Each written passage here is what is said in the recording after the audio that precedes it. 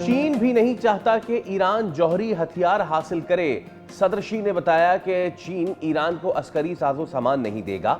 अमेरिकी सदर Donald Trump का दावा, कहा चीन अमेरिका से न सिर्फ तेल खरीदेगा बल्कि उन्होंने अमेरिका से 200 बोइंग तैयारे खरीदने का भी वादा किया है। माजी के हरीफ मुस्तकबिल के हलीफ बनने के ख्वाहिशमंद ट्रंप ने दौरा चीन को तारीखी करार दे दिया। चीनी सदर शी जिनपिंग ने कहा, हमें मुखालफत के बजाय ताउन करना चाहिए। अमेरिकी वजीर खारजा मार्को रूबियो का कहना था कि अमेरिका चाहता है चीन ईरान पर दबाव डाले ताकि खलीज के मामले पर मौकफ बदले। चीन ईरान को जारी इक़दामात से पीछे हटने पर आमादा करे। बहरान के हल में किरदार अदा करना चीन के मफाद में है। IMF की जायजा रिपोर्ट, पाकिस्तान मईशत में बेहतरी मगर मशरिक़ वुस्ता की जंग को खतरा करार दे दिया। रवा माली साल के दौरान पाकिस्तान का कुल कर्ज मईशत का 73.8% रहने का इम्कान है। IMF ने पाकिस्तान के लिए कर्ज प्रोग्राम की नई किस्त जारी करने के बाद अपनी तफसीली जायजा रिपोर्ट शाया कर दी, जिसमें मुल्की मईशत में बेहतरी के रुझान को तस्लीम करते हुए बैरूनी खतरात से खबरदार भी किया गया। IMF ने अंदाजा जाहिर किया है कि रवा माली साल के इख्तिताम तक शरह नमो 3.6% तक पहुंच सकती है, जबकि महंगाई की औसत शरह 7.2% रहने का इम्कान है। कोकेन डीलर अनमोल पिंकी के सनसनीखेज इंकशाफात, शोबिस शख्सियात और सियासतदानों के नाम बता दिए। हसास इदारों की तहकीकात के दौरान गिरफ्तार कोकेन डीलर अनमोल उर्फ पिंकी ने इंकशाफात करते हुए मुनशियात फरोशी के नेटवर्क में मुलव्विस पुलिस, ANF हुक्काम और मारूफ शख्सियात के नामों से पर्दा उठा दिया। मुतादिद थानों की पुलिस को लाखों रुपए माहाना अदा करने और कराची में माहाना 2 करोड़ रुपए से जायद की मुनशियात फरोख्त करने का इंकिशाफ। कोकेन डीलर अनमोल के मुकदमे पर वजीर आला पंजाब मरीम नवाज ने खुफिया अदालत से रिपोर्ट तलब कर ली। पिंकी के नेटवर्क और मुकदमे की तमाम तफसीलात मांग ली। खातून के मुबैना शौहर साबिक पुलिस इंस्पेक्टर राना इकराम को भी तलब कर लिया गया।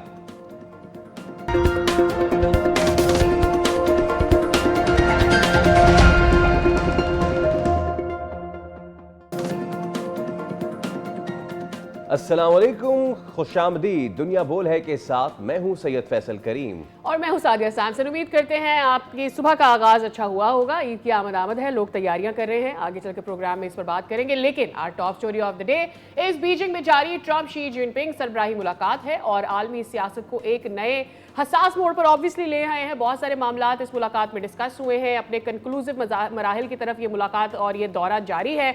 ऐसे में ना सिर्फ दोनों ममालिक ने अपने बिजनेस के हवाले से बात की है, बल्कि ताइवान को जो वेपनरी सप्लाई की जाती है उसके हवाले से भी चीन ने अपनी रिजर्वेशंस का इजहार किया है। ऑब्वियसली ये जो ईरान USA जंग है और स्ट्रेट ऑफ हॉर्मज की जो सूरत हाल है, जिस पर कुछ देर पहले डोनाल्ड ट्रंप साहब ने प्रेसर में भी जिक्र किया, और चाइना ने भी कहा कि हम भी नहीं चाहते कि ऐसे मौलिक हथियार ईरान के पास हों। इन सारे मामलात के ऊपर बात कर लेते हैं। तो बात कर लेते हैं माहिर बैनुल अक़वामी उमूर हामिद खान अल मुशरिकी हमारे साथ मौजूद है। हामिद साहब अस्सलाम वालेकुम, good morning sir, thank you so much for your time. जो सबसे अहम बात निकल के आई है इस सारे मामले में वो ये कि स्ट्रेट ऑफ हॉर्मोज खोली जाए, जो सब पूरी दुनिया का इस वक्त मसला बना हुआ है। जो US ट्रेड चीफ हैं वो भी ये कहते हैं कि चीन इस बात का हामी है कि हॉर्मोज खोली जाए। अमेरिका भी कह रहा है, और अभी 2 मिनट 3 मिनट पहले ही जो दोनों का जॉइंट एक गुफ्तगू हुई है प्रेसिडेंट शी की और सर डोनाल्ड ट्रंप की, उसमें सर डोनाल्ड ट्रंप खुद कह रहे हैं कि जी हम तो चाहते हैं, चीन भी चाहता है तो स्ट्रेट ऑफ हॉर्मोज खोली जाए। तो क्या अब फाइनली हम देखेंगे हामिद साहब कि आपनाए हुर्मुस की बंदिश अब खत्म होने जा रही है, जो दुनिया पे जो इकोनॉमिक प्रेशर बना हुआ था वो कुछ अब लाइटन होगा? बहुत शुक्रिया। देखिए फैसल, बात यह है कि आबनाए हुर्मुज वो चीज़ है जिसका कहीं जिक्र भी नहीं था अमेरिका के ईरान पर हमला से पहले। दुनिया ने ना तो दुनिया को अंदाज़ा था, ना ही किसी ने सोचा था कि ईरान के पास इतना बड़ा तुर्क का पता है कि पूरी दुनिया जो है वो चौक हो जाएगी। लेकिन आज जो है वो आबनाए हुर्मुज दुनिया का इस वक्त वाकई ही सबसे बड़ा मसला बना हुआ है।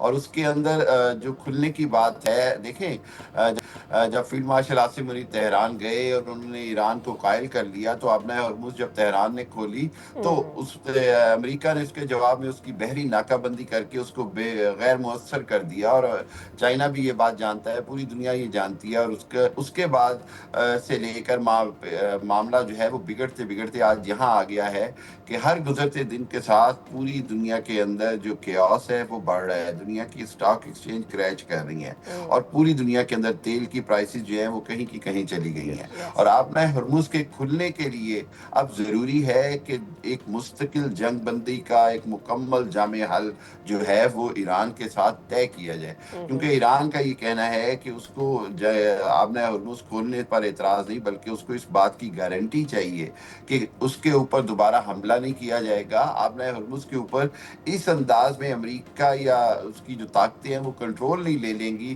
कि उसके बाद ईरान इस काबिल ना रहे कि दोबारा आपने हुर्मुज़ बंद भी कर सके। आपने देखा होगा कि प्रोजेक्ट फ्रीडम के नाम के ऊपर जो प्रेसिडेंट ट्रंप ने कोशिश की वो यही थी कि जी ज़बरदस्ती एक बार छीन ली जाए ईरान से आपने हुर्मुज़ का कंट्रोल, और उसके बाद फिर ईरान को जो है वो पीछे धकेल दिया जाए, जिसमें वो नाकाम हुए। सो मैं ये समझता हूँ कि सूरत हाल बड़ी क्रिटिकल है, लेकिन इससे कोई इनकार नहीं कि अब आपने हुर्मुज़ के ऊपर कोई ना कोई मुआहिदा जो है वो मुकम्मल जंग बंदी मुआहिदे की शक्ल में मुआहिदा तय पाएगा, जिसका बुनियादी नुक्ता इस वक्त दो ही होंगे, एक आपने हुर्मुज़ का खुलना और दूसरा ये कि ईरान को इस बात की यकीन दहानी कराना कि उसको दोबारा हमला नहीं किया जाएगा। फिर जो बाकी यूरेनियम के हवाले से मामलात हैं, ईरान पर पाबंदियों के हवाले से मामलात हैं, या जिसका ईरान के ऊपर इल्ज़ामात लगाए जाते हैं या बात की जाती है हमास की या हिजबुल्लाह की सपोर्ट की, और वो बाकी सारे मामलात बाद में तय किए जाएंगे। सबसे पहला मामला ये है कि आपने हुर्मुज़ खोलने के लिए ईरान को चाइना या रशिया जैसे ममालिक की तरफ से अमेरिका के ना हमला करने की गारंटी चाहिए। ये चीज़ मेरा ख्याल है अब फाइनल शक्ल में इख्तियार हो गई है और अगले 3-4 दिनों में इसी के ऊपर काम होगा। राइट, मैं आपकी ही गुफ्तगू को थोड़ा सा आगे बढ़ाऊं तो ज़्यादा वजाहत शायद आप दे पाएंगे। हमने देखा कि चीनी सदर ने भी कहा कि हम तो नहीं चाहते कि वेपन्स हों ईरान के पास, हम नहीं चाहते कि उनका स्टॉक पाइल भी हमारे पास हो, यानी जो यूरेनियम का इनरिच स्टॉक पाइल है वो भी हमारे पास हो। हैविंग सेड दैट, क्या ये किसी किस्म की एक गारंटी पैदा कर सकता है कि ठीक है रीजन के जो दूसरे ममालिक हैं वो नहीं चाहते कि ईरान के पास न्यूक्लियर वेपन्स हो, लेकिन ये भी ज़रूरी है कि आप ये गारंटी दें कि दोबारा इस तौर का हमला नहीं होता अगर वो अपनी यूरेनियम की अफजूदगी को अगले 10 साल 15 साल के लिए लेट्स से रोक देते हैं। देखिए साथिया, बिल्कुल यही वो बुनियादी पॉइंट है कि एक तो ये कि ईरान भी कहता है कि वो न्यूक्लियर जो है बम नहीं चाहता, उसको नहीं चाहिए न्यूक्लियर पावर, और उसके लिए वो तैयार है कि वो अपना जो यूरेनियम है उसको जो है वो डाइल्यूट करके तो वो 3% पे ले जाए जो आज 60% पे है। लेकिन आपने बिल्कुल दुरुस्त कहा, उसको इस बात की गारंटी चाहिए कि इसराइल और अमेरिका की तरफ से उसको दोबारा निशाना नहीं बनाया जाएगा। और दूसरी बात ये है कि अब जो बात की जाती है कि जी ईरान जो है वो अपनी मिसाइल टेक्नोलॉजी या दूसरी जो दिफाई सलाहियतें हैं उसको किसी तरह कम करे, तो वो मेरा ख्याल है ईरान उसके ऊपर कभी भी तैयार नहीं होगा। उसका बुनियादी दिफा का हक है उससे वो महरूम नहीं होगा, ना ही वो पीछे हटेगा। लेकिन एक बात हमें समझनी होगी और वो ये कि जिस अंदाज में ईरान ने इस सारी जंग में मुकाबला किया है, जिस अंदाज में अमेरिका को उसने पीछे हटाया और एक तरह से घुटने टेकने पर मजबूर किया कि आज अमेरिका जो है वो ना निकल सक रहा है वहां पे, ना अटैक कर पा रहा है। कांग्रेस भी कोशिश कर रही है, प्रेसिडेंट ट्रंप पे दबाव है, पब्लिकली दबाव है। तो इस सारी सूरत हाल के अंदर जो मैं बार बार एक बात करता हूँ कि हम ये जो कहते हैं कि विन विन सिचुएशन होनी चाहिए, अब विन विन से ज्यादा फेस सेविंग की सिचुएशन दोनों को लेनी होगी। दोनों को अपनी अपनी रेड लाइन से कंप्रोमाइज की तरफ आना होगा, और वो रेड लाइंस यही हैं कि ईरान जो है वो किसी भी हालत में ये नहीं चाहेगा कि उसको जिसको अंग्रेजी में वल्नरेबल का लफ्ज़ कहते हैं, लाचार किया जाए कि वो किसी के भी रहमो करम पे हो, और वो हर हालत में अपनी बुनियादी दिफाई सलाहियत मेंटेन करेगा। और दूसरी जानिब अमेरिका को ये समझना होगा कि ईरान जो है वो यूरेनियम किसी मुल्क के हवाले नहीं करेगा, वो उसका जो डाइल्यूट करके उसकी जो ताकत है या मिकदार है वो उतनी नीचे ले जाएगा कि वो एटमी धमाका करने के काबिल ना रहे। इससे आगे का जो मामला है उसके अंदर सबसे बड़ा फैक्टर इसराइल का है, स्पॉइलर है। वो बार बार मामलात को कशीदगी की तरफ ले जाता है, वो बार बार मामलात को शकूक व शुबात की तरफ ले जाता है, और फिर जंग बंदी पे भी उसने अमल नहीं अच्छा, किया। आपने इसमें जब इसराइल की बात करी ली है हामिद साहब, मैं अगला सवाल भी वही करने जा रहा था, तो चलिए आपने मौका फराहम किया है तो सवाल कर देता हूँ। क्या पोजीशन है राइट नाउ इसराइल, क्योंकि काफ़ी अरसे से वो अब बिल्कुल पीछे बैठ के जो भी कर रहा है वो कर रहा है, जंग में तो it was on the four front, और उनका लेटेस्ट जो बयान है मतलब कि पूरी दुनिया जो कि जिस मुल्क से, जिस लॉबी से, जिसकी शैतानियों से डरती है, वो मुल्क किससे डर रहा है। लेटेस्ट बयान जो नेतन्याहू ने दिया है, उन्होंने कहा है कि पाकिस्तान जो है ना ये हमारी बड़ी बदनामी कर रहा है और ये जो है इसकी वजह से हमारी जो भी बदनामी हो रही है वो बहुत ज़्यादा हो रही है। नेतन्याहू पाकिस्तान से डर रहा है। फैसल देखिए, नेतन्याहू को बिल्कुल पाकिस्तान से डर है। पाकिस्तान से ज़्यादा उसको मैं समझता हूँ कि उसको हक से डर है, हकीकत से डर है। और वो हकीकत ये है कि उसके मज़ालिम, उसने जो तबाही फेरी है, उसने जो बर्बरियत की है नेतन्याहू ने, जो शैतानियत की है पिछले कुछ अरसे में ख़ास तौर पर, उसके बाद पूरी दुनिया जो है वो इसराइल की हकीकत जानकर उसकी हमायत से पीछे हटती नज़र आ रही है। आपने देखा कि इस पूरी जंग के अंदर प्रेसिडेंट ट्रंप ने और नेतन्याहू ने एड़ी चोटी का जोर लगाया, लेकिन यूरोप और NATO, Japan, New Zealand, Australia, Canada, किसी ने जंगी तौर पर इसराइल या अमेरिका का साथ नहीं दिया। वो अपनी इस नाकामी को किसी न किसी के ऊपर डालना चाहते हैं और इसलिए वो पाकिस्तान पे डाल रहे हैं। दूसरी जानिब ये कि उनको इस बात का दुख है, इस बात से उनको खुशी नहीं कि जी दुनिया के अमन के लिए पाकिस्तान काम कर रहा है। दुनिया में आज मसालियतकार और मुज़ाकरातकार के लिए पाकिस्तान काम कर रहा है। और मैं इसराइल को इसके अंदर अपनी शिकस्त नज़र आती है जब वो ये देखता है कि पाकिस्तान ने दुनिया को तीसरी आलमी जंग से भी रोका और पाकिस्तान ने अरब ईरान जंग को रोका।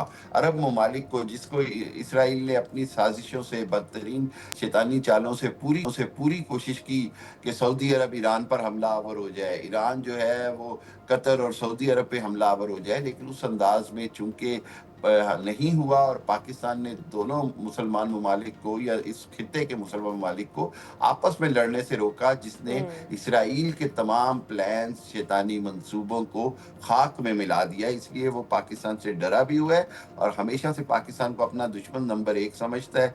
ये आप देखिएगा कि आइंदा आने वाले सालों में, महीनों में पाकिस्तान के खिलाफ इससे बदतर मुहिम चलाई जाएंगी और पाकिस्तान इंशाल्लाह इनकी हर शैतानी हमले का और हरबे का जवाब हामिद देगा साहब, मेरे ख्याल और में ज़्यादा पाकिस्तान बड़ी का बात अमन कर जी आप जी, जी। अपना जवाब भी कंप्लीट कर लीजिएगा, मेरा सवाल भी ले लीजिए। मेरे ख्याल में ज़्यादा बड़ा जो फियर है इस वक्त इसराइल का, वो ये है कि पाकिस्तान उसके इन्फ्लुएंस में नहीं आया। देखिए, कुछ भी था, गल्फ भी मुस्लिम ममालिक ही हैं, लेकिन वो कहीं ना कहीं ट्रेड के लिए, अपने रवाबित अमेरिका के साथ बेहतर करने के लिए, मज़ीद अलाइनमेंट के लिए वो बिल्कुल। इसराइल के साथ अपने ताल्लुकात बेहतर करते हुए नज़र आए। इस सब में कोई एक ही मुल्क ऐसा है जिसके पास न्यूक्लियर पावर है और वो आपका मुकाबला कर सकता है, and eight the same time वो आपके सामने डट कर खड़ा हुआ है और ईरान को सबसे पहले सपोर्ट कर रहा था। सो आई थिंक एक इन्फ्लुएंस भी तो क्रिएट हो जाता है ना, कि एक मुल्क है जो हमसे बिल्कुल नहीं डरता, तो वो टेरर उसका भी क्रिएट हो जाता है। बिसाइड्स, अगर आप इंडिया पर जवाब दे सके, बिल्कुल। यूएस से मीटिंग विद चाइना, किस तरह से आप देख रहे हैं इंडिया के लिए ये? बहुत अच्छा, दोनों क्वेश्चन आ दिया, बड़े इंपॉर्टेंट है। देखिए, बात यह है कि पाकिस्तान का इसराइल के बारे में मौक़िफ़ वही है शुरू से जो कायद-ए-आज़म मोहम्मद अली जिन्ना का है, ठीक है? और कायद-ए-आज़म ने इसराइल को अमेरिका की एक नाजायज़ औलाद करार दिया और उसके बाद कायद-ए-आज़म ने कहा कि हम किसी भी हालत में फ़लस्तीनियों की जो आज़ाद रियासत से के हक़ के बगैर किसी भी तरह इसको तस्लीम नहीं करेंगे। दूसरी बात ये कि उसके बाद से लेकर आज तक पाकिस्तान के खिलाफ इसराइल की साजिशें जो हैं वो पूरी दुनिया के सामने हैं। पाकिस्तान इसराइल के लिए वाहिद एक रुकावट है और पाकिस्तान इसीलिए ईरान के साथ भी खड़ा है, ईरान के हक़ दिफ़ा के साथ, कि अगर ईरान में रजीम चेंज हो जाती और अहमद रज़ा पहलवी ऐसी हुकूमत आती तो गोया इसराइल जो है वो पाकिस्तान के बॉर्डर्स पर आके बैठ जाता, जो पाकिस्तान को किसी हालत में भी कबूल नहीं। और पाकिस्तान ने अपना मुकम्मल तौर पर मैं समझता हूँ कि हक़ इस्तेमाल किया और पाकिस्तान को इसमें अल्लाह ने कामयाबी दी है। दूसरी जानिब बड़ी इंपॉर्टेंट बात यही है कि आज इंडिया जो है वो इंतहाई मैं समझता हूँ कि ज़िल्लत का शिकार हुआ अपने मुकाफ़ात अमल की वजह से, अपने करैक्टर और अपने सारा कुछ शैतानी चालों की वजह से। देखिए, इंडिया ने खुद को अमेरिका के सामने जो है वो net security provider for the region, यानी जी कि मुझे इलाके का चौकीदार बना दिया जाए, और चाइना के खिलाफ खुद को खड़ा करके या खड़ा करने की कोशिश की, जिसके नतीजे में उसकी कोशिश थी शायद उसको चाइना से ज़्यादा इंपॉर्टेंस मिले और खित्ते के अंदर इकोनॉमिकल रोल जो है वो उसको ज़्यादा मिले। लेकिन मैं समझता हूँ कि पाकिस्तान ने जिस अंदाज में बदतरीन शिकस्त दी मार्का हक में और ऑपरेशन बुनियानुल मरसूस की कामयाबी के बाद दुनिया के सामने जो इंडिया का जो खोखलापन है, जो एक झूठा बयानिया था शाइनिंग इंडिया का, ताकत का, इकोनॉमी के लिहाज से, डिप्लोमेसी के लिहाज से, दिफाई लिहाज से, वो एक एक्सपोज हो गया और आज दुनिया में इंडिया जो है वो किसी के लिए भी अहमियत नहीं रखता उस अंदाज में जो इंडिया ने अपने आप को एक झूठा प्रोपेगेंडा से पोर्ट्रे किया हुआ था, दिखाया हुआ था। इसलिए अमेरिका ने इसमें बेहतर समझा और अमेरिका ने अपनी पॉलिसी मुकम्मल शिफ्ट की। उसने समझा कि चाइना से दुश्मनी से बेहतर है उसके साथ रवाबत मजबूत करके बाहमी तौर पर दोनों ममालिक एक दूसरे के साथ तिजारत और दूसरे मामलात में अगर तय कर लें तो शायद विच उनको मीन्स ज्यादा फायदा है बजाय विच मीन्स इंडिया को आगे मेरे लाने। पास सिर्फ 30 सेकंड है। विच मीन्स कि ये जो इंडिया एक तरीके से थानेदार बना था रीजन में, वो थानेदारी ख़त्म होने जा रही है। और Farid Zakaria the CNN veteran anchor, उनका भी लेटेस्ट क्लिप है जिसमें उन्होंने पाकिस्तान की अहमियत को बड़ा उजागर किया है। सो आने वाले दिनों में पाकिस्तान की अहमियत मजीद होने जा रही है। 30 सेकेंड्स। इंशाल्लाह डेफिनेटली देखिए पाकिस्तान की अहमियत हर हालत में बहुत ज़्यादा है। उसकी वजह ये कि चाइना और पाकिस्तान हर जगह पर खित्ते के अंदर स्पेशली साउथ एशिया में और एशिया में उन्होंने भरपूर एक अपना जो अलायंस है वो पूरी दुनिया की प्रोग्रेस को नज़र आ रहा है। और खित्ते के अंदर आप देखिएगा कि चाइना और पाकिस्तान ही आगे चल के एक लीड कर इत्तेहाद रहे बना होंगे। के ऑल ईस्ट राइट, की बिल्कुल पावर ठीक है। बने। बहुत शुक्रिया। हामिद मुशर्रकी साहब हमारे साथ मौजूद थे और हमें गुफ्तगू कर रहे थे। जस्ट वन लास्ट थिंग, और लेटेस्ट से ट्रंप ने क्लेम किया है fantastic trade deals with China. क्या है इसका मतलब पूरी दुनिया के लिए? आने वाले शोज में इस पर बात करेंगे। अभी हम एक ब्रेक ले रहे हैं, दोबारा हाजिर होते हैं। Stay with us.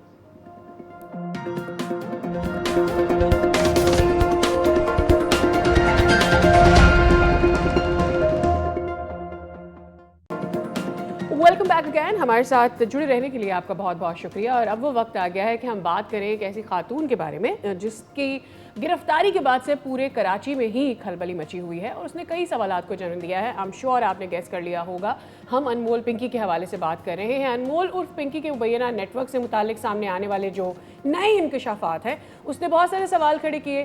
आखिर शहर में ये कब से ये धंधा कर रही थी, इनका नेटवर्क कितना वसी है, और फिर ये किस तरह से अपनी इस कार्टेल को चला रही थी। यानी वो बच्चे जो के और वो लोग जो ये ड्रग्स खरीद रहे थे, उनको घर तक डिलीवरी कैसे मिल पा रही थी। दूध के डब्बों, डबल रोटी, आम डिलीवरी, इसके पर्दे में कोकेन सप्लाई, सोशल मीडिया पर ऑर्डर, बैंक अकाउंट्स के जरिए अदायगियाँ, खातीन राइडर्स का इस्तेमाल और मुख्तलिफ शहरों तक फैला ये जाल।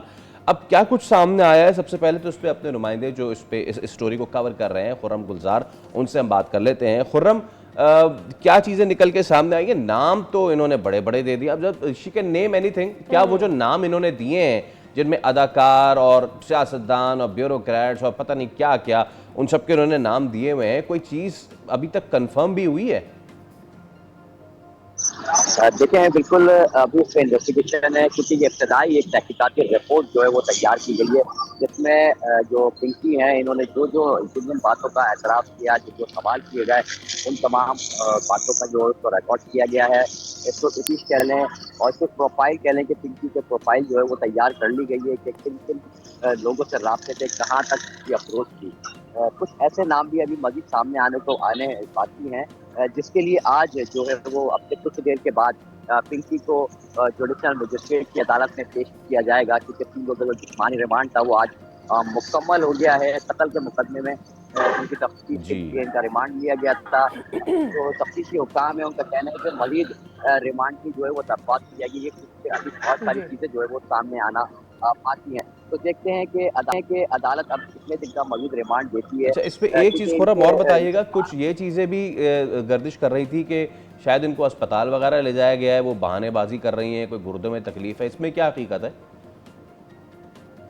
देखें, इन्होंने बताया कि इनके गुर्दों में जो है वो दर्द है, बॉडी इनकी पेन कर रही है।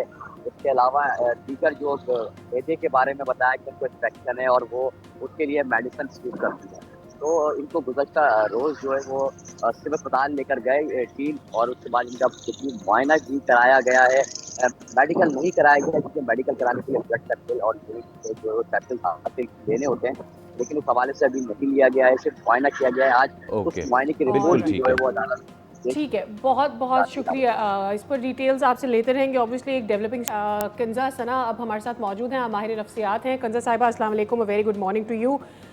इस एस्पेक्ट से भी आपसे बात करना चाहते हैं कि ये नेटवर्क बहुत आसानी से बच्चों को ट्रैप कर लेता है, ख़ास करके जो ग्रोइंग एज के बच्चे होते हैं, टीन एजर्स होते हैं। कितना आसान है इनका टीन एजर्स तक रीच करना, इस तरह के जो लोग होते हैं जो ड्रग डीलिंग करते हैं, और उनको माइल करना किसी भी नशे की तरफ? जो टीनेजर्स होते हैं ना, एडोलेसेंट जो माइंड होता है बेसिकली वो उस टाइम पे अभी भी डेवलप कर रहा होता है, और अगर वो डेवलप कर रहा है तो इसका मतलब ये है कि वो इम्पल्स डिसीजंस बहुत जल्दी लेते हैं, ठीक है। डीलर्स के लिए ये चीज़ गोल्ड होती है। वो पीयर के तौर पे, यानी वो आराम से जो उनका ग्रुप है, ग्रुप ऑफ फ्रेंड्स है, उसके थ्रू वो ट्रस्ट डेवलप करते हैं कि उनके ग्रुप में या उनके सर्कल में जो बहुत ट्रस्टवर्दी अगर कोई बच्चा ऐसा है जिस पर सारे बच्चे ट्रस्ट कर रहे हैं, तो वो पहले उसको टारगेट करते हैं, उसको इस चीज़ पर लेकर आते हैं, एंड देन वो आहिस्ता आहिस्ता उसका फियर ख़त्म करते हैं बच्चों का उस चीज़ के अराउंड, एंड देन वो उस चीज़ पर उनको रिलायबल करते हैं, एडिक्ट करते हैं, जिसको हम कहते हैं ओपरेंट प्रोसेसिंग कंडीशनिंग। दूसरी चीज़ यहाँ पर ये होती है कि कोई भी बच्चा, अब जैसे आजकल के बच्चे हैं, हमारे पास ऑनलाइन एक्सेस है हर चीज़ की, तो अब चीज़ों का बच्चों तक पहुँचना बहुत आसान है। यानी वो एक मैसेज करेंगे, उनको डिलीवर हो जाएगा, सब कुछ हो जाएगा। लेकिन मसला यहाँ पर ये है कि why do they need the drug? Because बच्चे ड्रग से एडिक्ट नहीं हो रहे, बच्चे उस इमोशनल रिलीफ से एडिक्ट हो रहे हैं जो उस ड्रग को यूज़ करने के बाद उनको मिल रही है। This is the bigger problem. अगर बच्चों के घर में कोई इशू है और उनको उस ड्रग से, यानी उन्होंने एक बार वो ड्रग की, किसी ने उनको कह दिया कि ये ट्राई करो, तुम काम डाउन हो जाओगे, तुम रिलैक्स हो जाओगे, और वो होते हैं obviously because this is what it does biologically, तो उनको वो फिर रिलीफ बार बार चाहिए, एंड आहिस्ता आहिस्ता आपका ब्रेन उस ड्रग की टॉलरेंस जो है वो उसकी बढ़ती जाती है, तो आपकी क्वांटिटी भी उसकी फिर बढ़ती जाती है, एंड दैट इज हाउ ये डीलर्स का जो काम है इस तरह से प्रॉपर्ली चलता रहता है। Okay कंजा, let me put it straight now. हम आपसे इस मामले पे बहुत बार गुफ्तगू कर चुके हैं। मुस्तफ़ा आमिर कत्ल केस, अरमागान केस पे भी यू विद अस। हमें नहीं पता था कि उसके पीछे भी इन खातून का हाथ है। नाउ माई क्वेश्चन इज, अमीर, और हो सकता है कि बहुत से लोग इसको क्रिटिसाइज़ करें इस चीज़ को, बट अमीर घराने ही क्यों निशाना बन रहे हैं? क्या हमारे जो बच्चों हैं उनको रेस करने का तरीक़ा हमने बहुत सॉफ्ट कर लिया है? You go to any Gen Z today और उनसे आप हल्का सा डांट दें, कुछ भी कर दें, तो उनको डिप्रेशन हो जाती है। वो कहते हैं कि आप मुझे थोड़ा अलोन स्पेस दे दीजिए। मतलब हमारे टाइम पे तो स्पेस का कोई सीन था नहीं। सो क्या समझती हैं आप? Is it the money, is it the affluent factor के जो ज़्यादा ये इस तरफ आते हैं, या फिर परवरिश में इस तरह की कोई चीज़ रह जा रही है कि जहाँ पे हम उनको इस तरह का, आई एम सॉरी, नरमो नाजुक पाल रहे हैं कि हल्की सी डांट डपट पे वो अपने लिए ये राह इख्तियार कर लेते हैं? अगर परवरिश की बात कीजिए तो पेरेंटिंग स्टाइल हम कह सकते हैं, बिकॉज आजकल का जो हमारा जो कल्चर है उसमें most of the times both parents are working और माहौल डिफरेंट है। पहले हमारा माहौल डिफरेंट होता था, हमारे ऊपर सुपरविजन के लिए एक पेरेंट लाजमी प्रेजेंट होता था। अभी भी सुपरविजन है डेफिनेटली, बल्कि बहुत बेहतर सुपरविजन है when they are working together in most of household. Not every household is a target like this, लेकिन अब हमारे पास इंफॉर्मेशन बहुत ज़्यादा है, ठीक है। अब जो बच्चे हैं जब वो फ़ोन यूज़ करते हैं तो उस पर कॉन्स्टेंटली ये बातें हो रही हैं, डिप्रेशन ये होता है, एंजाइटी ये होती है, they are very well aware. So when they are well aware they emotionally relate to that thing. और क्योंकि अब माँ बाप जो हैं वो, पहले पुराने ज़माने में ये होता था कि अगर हम कोई इस तरह की बात करते थे कि डिप्रेशन हो रहा है, एंजाइटी हो रही है, समथिंग लाइक दैट, तो उसको इतना सीरियसली नहीं लेते थे, ना उनको इतनी खास समझ आती थी। अब के parents are very well informed, उनको इस चीज़ का पता है कि एंजाइटी क्या होती है, क्या करती है, डिप्रेशन क्या होता है, उसमें क्या हो रहा है बच्चे के साथ, तो वो खुद भी उस चीज़ को बहुत सीरियसली लेते हैं। और जब वो बच्चा देख रहा है कि this is something that is serious, तो ऑब्वियसली उसकी वो टॉलरेंस नहीं बढ़ी ना, उसकी वो रिजिडिटी वहाँ से डेवलप नहीं हो रही है। सो कोई भी चीज़ होगी वो फौरन से कह देगा कि नो, मुझे आप बहुत ओवरवेल्म कर रहे हैं, या मुझे आप बहुत ज़्यादा मैं इस टाइम पे बहुत ज़्यादा ओवरवेल्म हो गया हूँ, या मेरी ADHD जो है वो ट्रिगर हो रही है, एंजाइटी ट्रिगर हो रही है। So this will actually be used as a protective layer for the kid. Age पहुंचने से पहले बच्चों के पास वो सारी इन्फॉर्मेशन है जो शायद उनके पास नहीं हो रहा है। Too much of information they have, but at the same time मेरी can I add a question, if आप कंटिन्यू कीजिएगा क्विकली। वो ये कि हमारा कूल जो है ना, हमने हमारे बच्चों में एक चीज़ है कि बहुत सारी चीज़ें वो इसलिए अडेप्ट करें, उनको लग रही है कूल है, मीडिया में वो बड़ी कूल लगती हैं, जिस तरह से अभी पेश भी किया जा रहा है ये पिंकी को, जैसे कोई बड़ी ग्लैमरस चीज़ औरत आपने देख ली है, उनका बड़ा एक्सेस है, उनके पास बड़े पैसे हैं, तो ये बच्चों को कूल करती है, अट्रैक्ट करती है चीज़ें। बिसाइड्स ये पेरेंट्स का भी तो फेलियर है ना, सोसाइटी का भी तो फेलियर है अगर आपके बच्चे जो हैं वो इस तरफ जा रहे हैं। हमने कुछ तो मिस किया है। देखिए, सोसाइटी का तो बहुत सारी चीज़ों में फेलियर है, ऑब्वियसली बहुत सारी चीज़ों में फेलियर है। आई थिंक जैसे अभी आपने बताया कि काफ़ी अर्से से हम इस किस्म की चीज़ों के ऊपर बात कर रहे हैं, तो सोसाइटी का फेलियर तो इसमें बहुत ज़्यादा है। लेकिन प्रॉब्लम ये नहीं है ना, क्योंकि अब हम मिल के सोसाइटी को बड़े लेवल पर तो ठीक नहीं कर सकते all of a sudden. So we have to work from our houses. जैसे आपने अभी थोड़ी देर पहले मुझे कहा कि अमीर घराने ही क्यों इस चीज़ के ऊपर ज़्यादा ट्रिगर हो रहे हैं, because there is space, there is a lot of space and there is not that much supervision and there is money. जहाँ पर मनी इन्वॉल्व हो रही है वहाँ पे एडिक्शन डीलर की तरफ भी आ रही है कि ये क्लाइंट है, ये पे करता रहेगा बार बार, this is my like confirmed authentic client कि मुझे यहाँ से एक इनकम मेरी कॉन्स्टेंटली जनरेट हो रही है।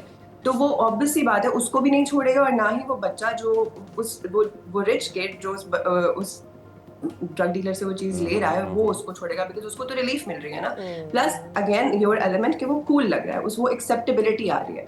बच्चे या कोई भी यंग अडल्ट ड्रग्स की तरफ तब जाएगा जब वो अकेला फील कर रहा है, जब वो ये चाहता है कि वो उस ग्रुप में इंक्लूडेड फील करे इंस्टेड ऑफ बीइंग एक्सक्लूडेड, जिस ग्रुप के साथ वो रह रहा है कि उसको वो अलग थलग ना फील कराए, उसको ये ना लगे कि मैं तो यहाँ पर फिट इन ही नहीं करता।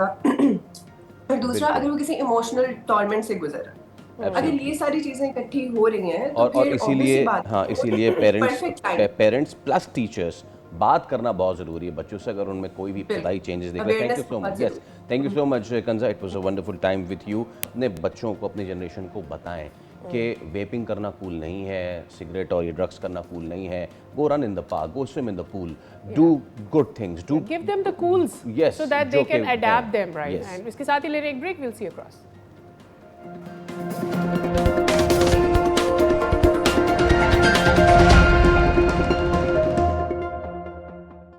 Welcome back. पाकिस्तान में वैसे तो पेपर लीक होते रहते हैं बच्चों के, और इम्तहानात में ये बड़ा ही आम हो गया है अब, लेकिन कैम्ब्रिज इम्तहानात में अगर कोई इस तरह की चीज़ हो जाए तो फिर सवालात बनते हैं। अब AS लेवल मैथ्स का पर्चा जो है वो मुबैना तौर पर लीक हुआ। नाउ द थिंग इज़ कि वो आज कैंसिल भी कर दिया गया है। अब इस सब के पीछे क्या वजह है? Let's dig deep today. हमारे साथ मौजूद है माहिर तालीम सना पठान साहिबा, उनसे हम बात करते हैं। अस्सलाम वालेकुम मैम। सबसे पहले तो सनम साहिबा बहुत शुक्रिया आपका।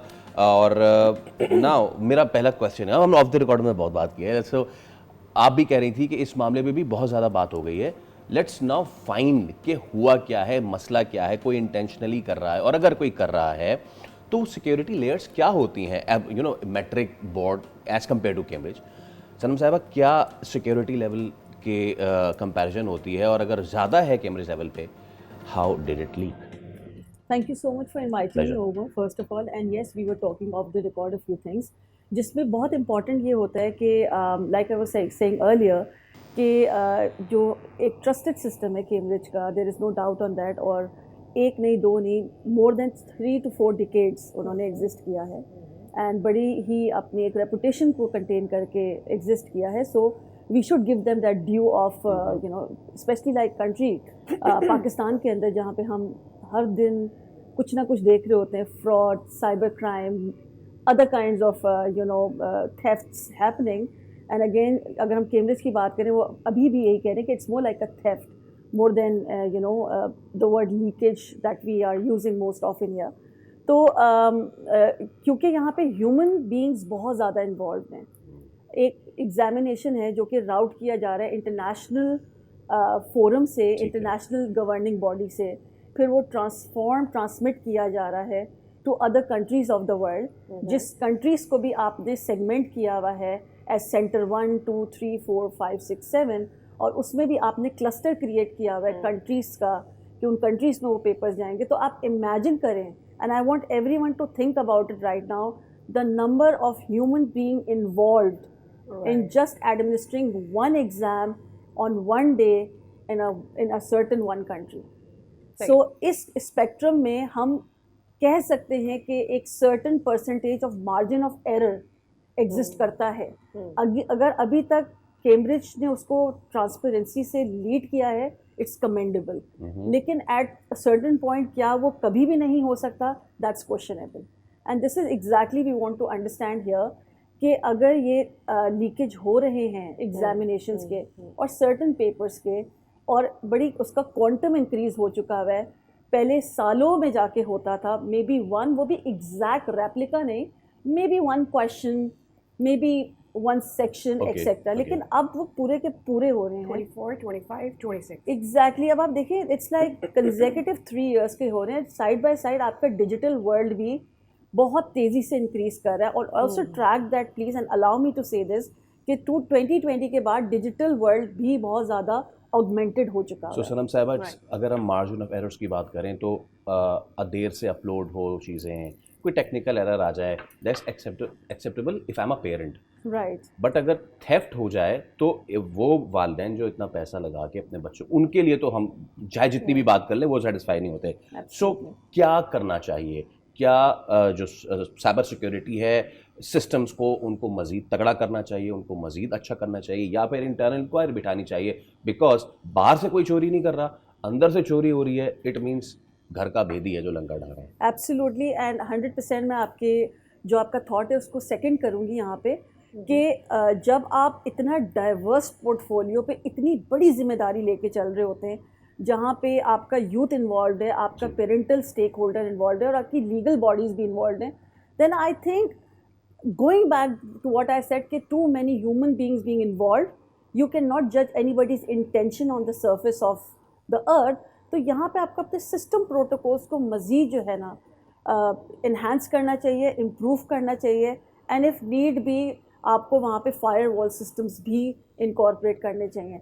And I am not talking about alien science here. ऐसी दुनिया में कई एजेंसीज हैं, कई गवर्निंग बॉडीज़ हैं जिनको आप क्रैक ही नहीं कर सकते, नो मैटर आप जितना भी दुनिया का इंटेलिजेंट सिस्टम लेके आ जाएं। So I think this is a learning for Cambridge and other governing educational bodies कि if there is a situation, a contingency और a problem that has occurred, तो उसके बारे में ज़रूर बात करें, because that's how you are going to go to a solution.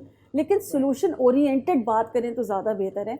In this case I think Cambridge को जो मैं क्रेडिट दूंगी कि उन्होंने जब ये रियलाइज़ कर लिया कि एक पेपर हुआ, दूसरा हुआ, उन्होंने फ़ौरन अपना एक मॉडस ऑपरेंडी लॉन्च किया कि we are not going to continue with the third paper despite knowing that is going to create a lot of problem from all the stakeholders. उन्होंने फिर भी एक स्टांस लिया, एक डिसीजन लिया, which I think we all should respect, because maybe inside they know that they have cracked the person or the body or set of people who are doing it, और वो minimum friction dissonance parent और student and पे लेके हैं। और मेरे ख्याल में इन द लॉन्ग रन हम सबको ये मेक श्योर करना है कि कैम्ब्रिज एक इंटरनेशनल बॉडी है, ऑब्वियसली वहाँ के एग्जाम्स यहाँ पर होते हैं तो उसकी एक क्रेडिबिलिटी क्रिएट करनी होती है। Thank you so very much Sanam साहिबा आपके टाइम के लिए। आई रियली होप कि यू नो कैम्ब्रिज इस सिस्टम के थ्रू पाकिस्तान में खास तौर पर वो ज़्यादा ट्रांसपेरेंसी आ सके, ज़्यादा फायर वॉल्स और दीगर तरीक़ों से उसको सख्त से सख्त सिक्योरिटी एक मेजर किया जा सके ताकि दोबारा इस तरह का कोई पेपर लीक ना हो और क्रेडिबिलिटी के ऊपर कोई क्वेश्चन आए। With that we are taking a little bit break.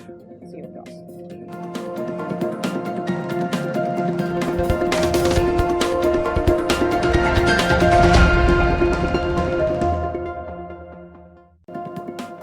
Welcome back. आप देख रहे हैं दुनिया बोल है। हमारे साथ जुड़े रहने के लिए आपका बहुत बहुत शुक्रिया। हम सब का ख्वाब होता है, यानी जिसके पास साइकिल है उसको बाइक चाहिए, जिसके पास बाइक है उसे गाड़ी चाहिए, जिसके पास छोटी गाड़ी है वो कहता है यार बड़ी गाड़ी हो, एंड सो ऑन। हमारी ख्वाहिशात बढ़ती रहती हैं, लेकिन पाकिस्तान में गाड़ी लेना बड़ा मुश्किल होता चला जा रहा है और इतना मुश्किल होता जा रहा है कि अब एक छोटी गाड़ी भी रखना एक फैमिली के लिए जो कि अच्छी इनकम हो वो भी अफोर्ड करना बहुत मुश्किल हो जाता है। लेकिन अब हुकूमत की नई ऑटो पॉलिसी आई है 2026 से 2031 के ड्राफ्ट ने उम्मीद की एक नई खिड़की ज़रूर खोल दी है और दावा यही किया जा रहा है कि गाड़ियाँ सस्ती होंगी और मकामी सनत मजबूत हो सकेगी। अच्छा, अब इसमें जो सिचुएशन रही है, जो पहला क्वार्टर रहा है वो बड़ा ज़बरदस्त रहा है और मार्च 2026 की अगर बात करें तो 15,531 यूनिट्स जो हैं वो हमारे सेल हुए हैं, जो पिछले साल के मुकाबले इसी रीजन में 40% ज़्यादा थे। अब ये जो एक ट्रेंड है पूरा, ये क्या ट्रेंड हमें बता रहा है? ऑटोमोबाइल एक्सपर्ट मशहूद खान हमारे साथ मौजूद हैं, उनसे बात करते हैं। अस्सलाम वालेकुम मशहूद साहब, और बहुत शुक्रिया आपके वक्त के लिए। तो मशहूद साहब, जो हम कहते थे कि अब नई गाड़ी खरीदना तो अब अजाब होगा, अब तो कोई नहीं खरीद पा रहा, 0 मीटर तो कोई खरीद नहीं पा रहा, तो क्या आने वाले दिनों में सस्ती हो रही हैं गाड़ियाँ, कितनी सस्ती हो रही हैं, और ये जो ट्रेंड है इस एक महीने का, ये क्या हमें शो कर रहा है? जी, सबसे पहले तो शुक्रिया आपका। देखिए, जो ट्रेंड आपको दिखाया जा रहा है, इसमें कोई शक नहीं है कि ट्रेंड आपका बेहतर हुआ। प्रीवियस क्वार्टर से ये क्वार्टर ग्रेजुअली इम्प्रूव हुआ है और ये साल 2026 जून जो ख़त्म होगा, नो डाउट कि इंडस्ट्रीज ने कम बैक किया है। मगर सिचुएशन ये है कि आपको अपनी इंडस्ट्री का ना बेंचमार्क पता होना चाहिए। पाकिस्तान में तकरीबन हम 2 लाख गाड़ियाँ बना चुके हैं, उससे ज़्यादा। वो बेस्ट ईयर हमारा 2022 था और उससे पिछला साल अगर जाएं तो 2018 हमारा बेस्ट ईयर था। सही। 2022 के बाद आपको डिक्लाइन ले गए थे, अब हमने कम बैक, इसीलिए आपको ये क्वार्टर बेहतर लग रहा है, मगर कर पाएंगे, मगर क्लोज हो जाएंगे। तो ये इंडस्ट्री ने बहुत अच्छा कम बैक किया। एक चीज तो ये हमें नजर आई है। दूसरी जो चीज नजर हमें आ रही है वो पॉलिसी है। पॉलिसी का किसी भी इंडस्ट्री के लिए बहुत इंपॉर्टेंट रोल प्ले करता है। अब आना है कि जो ये पॉलिसी आ रही है, इस पॉलिसी में थोड़ी सी कॉम्प्लिकेशंस हैं, क्योंकि आपको पता है पाकिस्तान में इस वक्त जापानीज, कोरियन और चाइनीज OEMs यानी कि कार बनाने वाले प्लांट्स पाकिस्तान में असेंबली कर रहे हैं। इसमें जो दूसरा एरिया है वो ऑटो पार्ट्स मैन्युफैक्चर का, उनका कितना रोल इंपॉर्टेंट है कि उनको कितना हम लोकलाइज करते हैं। तो लोकलाइजेशन लेवल हमने पिछले 5 साल 10 साल में देखा है कि हमारी डिक्लाइन हुई है। लोगों ने गाड़ियां असेंबली इंपोर्ट तो कर ली, असेंबली कर ली, मगर इसका बेनिफिट पाकिस्तान की जो इंडस्ट्री है वो रियल मायनों में उसको एडवांटेज नहीं ले सकी है। तो इस पॉलिसी में कहा जा रहा है कि हम लोकलाइजेशन को सपोर्ट करेंगे, मगर ये थोड़ा सा क्लियरिटी अभी मजीद इसमें दरकार है कि किस तरह से आएगी, क्योंकि जो टैरिफ है IMF का जो हम फंडिंग प्रोग्राम है उसकी कुछ लिमिटेशंस होती हैं गवर्नमेंट ऑफ पाकिस्तान के साथ। तो जाहिर है उसमें हमें एक प्रेशर है कि हमें कुछ टैरिफ रिड्यूस करना है। जब टैरिफ रिड्यूस करेंगे तो कंप्लीट बनी गाड़ी को टैरिफ रिड्यूस होगा, जैसे आप बात कर रहे हैं कि सस्ती हो जाएगी, जाहिर है टैरिफ कम होगा तो टैक्स भी कम होगा, तो गाड़ी की वैल्यू भी कम होगी। मगर उसके साथ साथ जो वाबस्ता इंडस्ट्री है, जो पार्ट्स मैन्युफैक्चरर है, उनका रिस्क बहुत बढ़ जाता है कि अगर आप पार्ट्स को भी इसी तरह इंपोर्ट कर लेते हैं, टैरिफ रिड्यूस करें, तो लोकल इंडस्ट्री सस्टेन नहीं करेगी। हमने तो ये देखा है कि डेवलप कंट्रीज के अंदर भी टैरिफ इस वक्त बढ़ रहे हैं ताकि उनकी लोकल इंडस्ट्री को सेव किया जाए। पाकिस्तान की लोकल इंडस्ट्री बड़ा इंपॉर्टेंट। मैं यहाँ पर अगर आपको रोक सकूं, आप मुझे इजाजत दें सवाल करने के लिए। क्वेश्चन इज कि एक आम शहरी को चाहिए कि उसे गाड़ी अच्छी मिले और उसको गाड़ी सस्ती मिले। द थिंग इज़ कि लोग चाहते हैं कि उनको जापानीज़ दूसरे मुल्कों की गाड़ियाँ मिल जाए क्योंकि वो पायदार होती हैं। आपके यहाँ जिस एक हम कंपनी की गाड़ी को असेंबली देख रहे हैं उसकी भी इतनी ज़्यादा कीमत है और लोग बोलते हैं भाई ये इसकी हैसियत ही नहीं है इस गाड़ी की कि मैं इसे 34 लाख रुपए 35 लाख रुपए की ये गाड़ी खरीदूँ। सो प्रॉब्लम इज़ आपके यहाँ मैन्युफैक्चरिंग नहीं हो रही, आपको एक क्लियर पॉलिसी लानी होगी ना। तो ये जो थोड़े बहुत शिफ्ट है पॉलिसी के, they are not sustainable, they are not going to go long वे।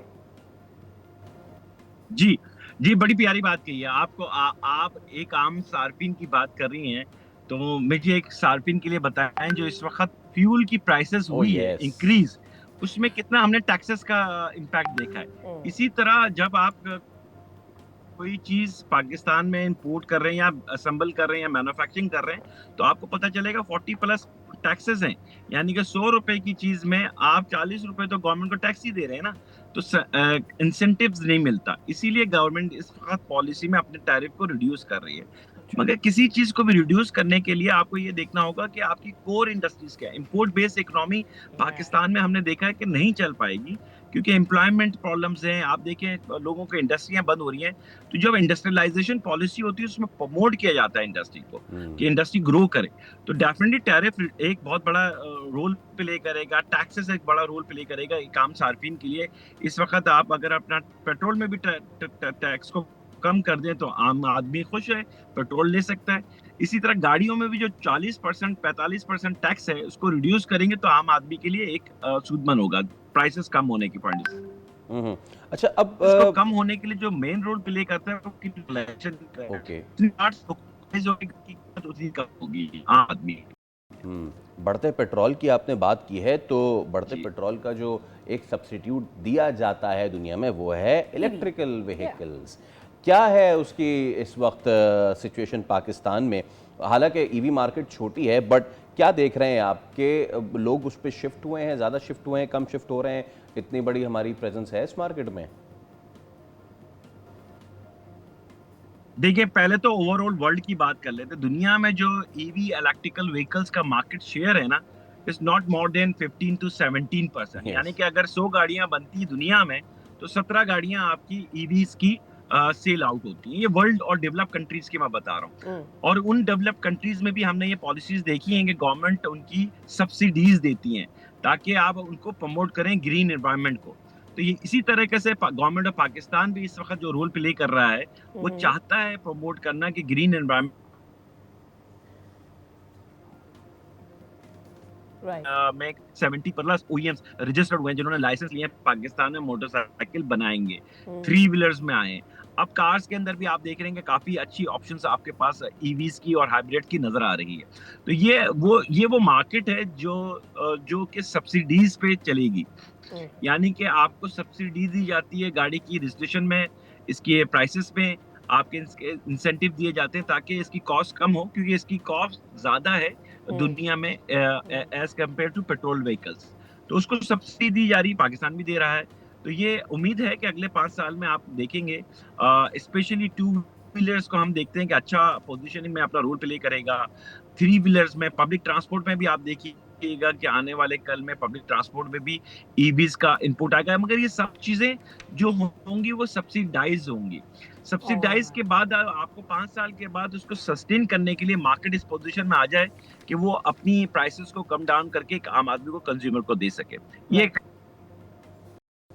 तो मशहूर साहब, आपको लगता है कि सब्सिडी की सूरत हाल में है गवर्नमेंट, नोइंग कि हम IMF के ऊपर बहुत डिपेंडेंट हैं और चाहते हैं कि इससे बाहर निकल जाए, और IMF कभी भी नहीं चाहता कि सब्सिडीज आए, वो तो चाह रहा है कि हम इंडिपेंडेंट हो जाएं।